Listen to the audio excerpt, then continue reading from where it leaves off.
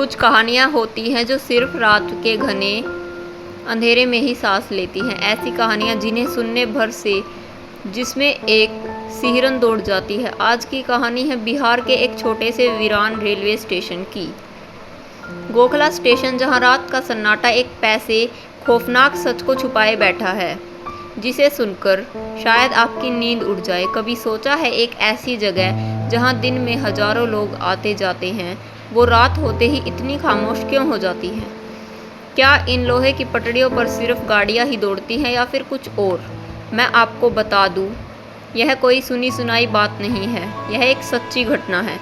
अमन नाम के एक शख्स के साथ घटी एक आप बीती, एक ऐसी रात की कहानी जो आज 20 साल बाद भी उनकी रूह को कपा देती है। तो चलिए चलते हैं। आज से करीब 20 साल पहले अमन पटना से पढ़ाई करते थे और दशहरे की छुट्टियों में अपने घर नरकटियागंज जा रहे थे। इस बार सोचा था कि परिवार को एक सरप्राइज देंगे, मतलब बिना बताए घर जाना। एक छोटा सा फैसला उसकी जिंदगी की सबसे बड़ी गलती था। शाम के 5 बजे ट्रेन चली और रात के 11:30 बजे पहुंची। पर स्टेशन पर उतरते ही अमन को समझ आ गया कि उनसे बहुत बड़ी गलती हो गई है। घर यहाँ से करीब 15 किलोमीटर दूर था। आधी रात के उस वीरान स्टेशन पर कोई नहीं था। वह बिल्कुल अकेला था। अब घर जाने की बेचैनी तो थी ही, तभी उनकी नज़र एक मालगाड़ी पर पड़ी जो धीरे धीरे चल रही थी। वो फौरन भागकर गार्ड के पास पहुंचे।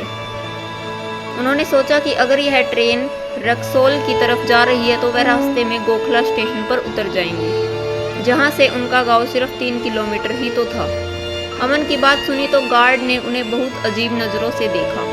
उसकी आवाज़ में सवाल कम और चेतावनी ज़्यादा थी, जैसे गोखला स्टेशन का नाम सुनकर ही उसके चेहरे का रंग उड़ गया हो। ऐसा नहीं था कि अमन ने गोखला स्टेशन के बारे में डरावनी कहानियां न सुनी हो, पर उन्हें इन सब पर जरा भी यकीन नहीं था। गार्ड को राजी करने के लिए उसने झूठ बोल दिया कि उनके चाचा स्टेशन पर लालटेन लेकर इंतजार कर रहे हैं। बस इसी एक झूठ ने रात को सबसे भयानक बना दिया। मालगाड़ी थोड़ी धीमी हुई और अमन कूद गया। उस घने अंधेरे में पूरा स्टेशन कोहरे की चादर में लिपटा हुआ था और चारों तरफ एक अजीब मौत जैसी खामोशी थी। अमन ने अपना टॉर्च जलाई। 2-4 कदम ही चले होंगे कि उन्हें अपने ठीक पीछे किसी के चलने की आवाज़ आई। पलट कर देखा तो कोहरे के सिवा कुछ नहीं था, पर वो आवाज़ रुकी नहीं। वह आहट लगातार आ रही थी, जैसे कोई है जो चीख नहीं रहा है, ठीक उसके पीछे चल रहा है। अमन का दिल तो जैसे हलक में आ गया था। उन्हें लगा कोई और उचक्का है। वह तेजी से भागने ही वाले थे, तभी उनके कंधे पर एक हाथ ने छुआ। डर से उसकी चीख निकलने को ही थी। डरो मत, मैं यहाँ स्टेशन मास्टर हूँ। एक पल के लिए उनकी सांस में सांस आई। स्टेशन मास्टर ने समझाया था, रोका भी था, कहा कि सुबह तक कैबिन में रुक जाओ, रात में यहाँ छलावे घूमते हैं। पर जवानी का जोश था। अमन ने उनकी बात पर हंस दिया। उनका वहम बताकर अकेले ही घर की तरफ चल पड़ा। लेकिन जाते जाते स्टेशन मास्टर ने एक आखिरी बात कही, एक सलाह दी जिसे न मानने की कीमत अमन आज तक चुका रहा है। अमन टॉर्च की हल्की सी रोशनी में रेलवे ट्रैक के किनारे किनारे बढ़ रहे थे। चारों तरफ बस सुनसान अंधेरा, ठंडी हवा और वह भयानक सन्नाटा जो धीरे धीरे दिल में डर पैदा कर रहा था। घर जाने के रास्ते में एक पुराना लोहे का पुल पड़ता था जिसे उन्हें पार करना था। जैसे ही अमन पुल के ठीक बीच में पहुंचे कि सामने कोहरे से एक साया उभरता हुआ दिखा। कोई औरत थी सफ़ेद साड़ी में, गोद में एक बच्चे के लिए हुए उन्हीं की तरफ आ रही थी। अमन ने हिम्मत करके पूछा कौन, पर कोई जवाब नहीं आया। इससे पहले कि वो कुछ समझ पाते, वो साया पलक झपकते ही कोहरे में गुम हो गया। तभी अमन के कानों में एक आवाज़ आई, किसी औरत के चलने की, और फिर किसी ने उनका नाम पुकारा ठीक उनके पीछे से। स्टेशन मास्टर की चेतावनी याद थी, पर वो खुद को रोक नहीं पाए। उन्हें पीछे मुड़कर देख ही लिया, वहाँ कोई नहीं था।